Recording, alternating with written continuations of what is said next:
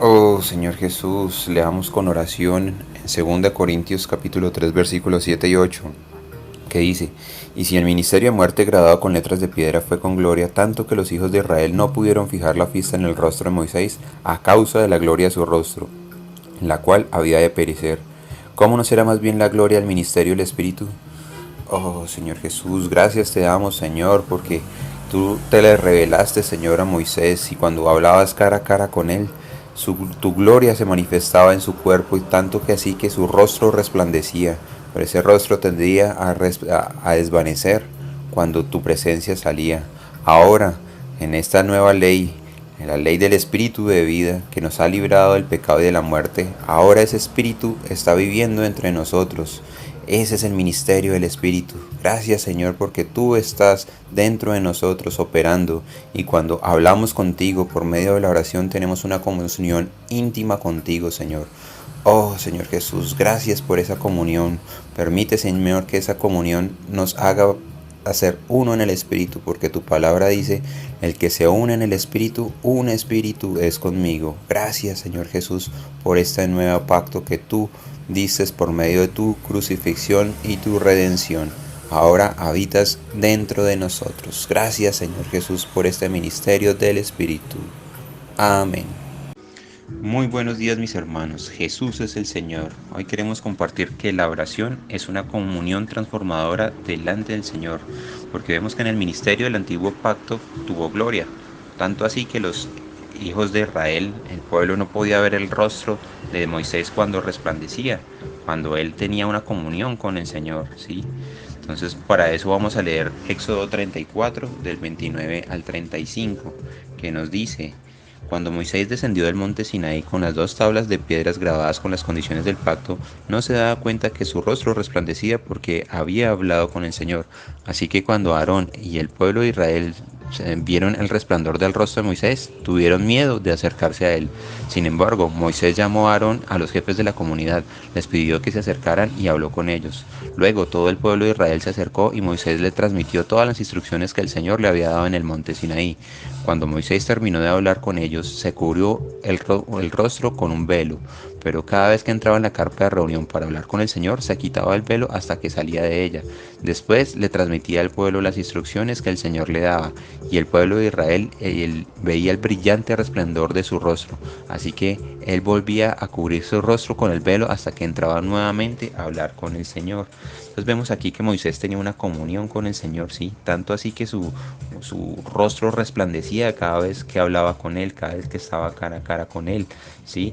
Él decía que si estábamos preocupados por lo que orimos, por lo que podemos tener en nuestras vidas diarias, y nosotros tocamos la oración y no cambia nuestro rostro, no se resplandece, no cambia, no se transfigura, no nos quita eso, es porque no hemos tocado al Señor. Esa es la experiencia que nosotros debemos de tener cada vez que toquemos al Señor. Es como, por ejemplo, si algún hermanito está debiendo plata y se reúne con los hermanos, su rostro va a estar cansado, agotado, afligido, sí, pero un hermano lo nota y le dice: hermano, ¿qué tiene? No, no, es que estoy con un problema financiero. El hermano va y le dice: no, venga, yo le presto ese dinero y me lo paga cuando pueda.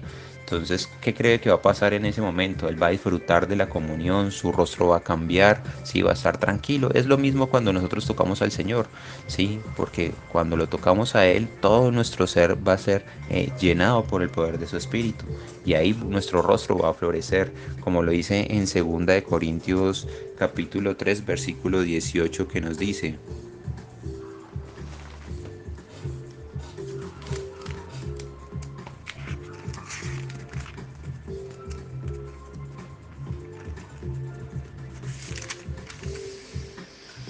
Así que todos a quienes nos ha sido quitado el velo podemos ver y reflejar la gloria del Señor. El Señor, quien es el Espíritu, nos hace más parecidos a Él a medida que somos transformados a su gloria y a su imagen. Entonces vemos que aquí el Señor nos transforma a su imagen cuando nos tocamos al Señor verdaderamente, cuando nos unimos a Él en el Espíritu, ¿sí? Por eso vemos que aquí Moisés anhelaba la presencia del Señor, él disfrutaba de todo lo que pasaba con Él, porque él disfrutaba cara a cara con Él. Esa es la cara a cara que nosotros debemos de tener. disfrutar al Señor en la oración, ¿sí? Él demandaba tener comunión con el Señor. Sin embargo, cuando él tuvo el llamamiento y el Señor le habló en Éxodo 33 del 1 al 3, nos muestra aquí. Dice, el Señor le dijo a Moisés, váyanse tú y el pueblo que sacaste de la tierra de Egipto, súbanse a la tierra que juré dar a Abraham, Isaac y Jacob. Y a ellos les dije, daré esta tierra a sus descendientes. Enviaré un ángel delante de ti para expulsar a los cananeos, los amorreos, los hititas, los pereceos, los heveos y los causeos. Suban a la tierra donde fluye leche y miel. Sin embargo, yo no los acompañaré, porque son un pueblo terco y rebelde. Si lo hiciera, seguramente los destruiría en el camino.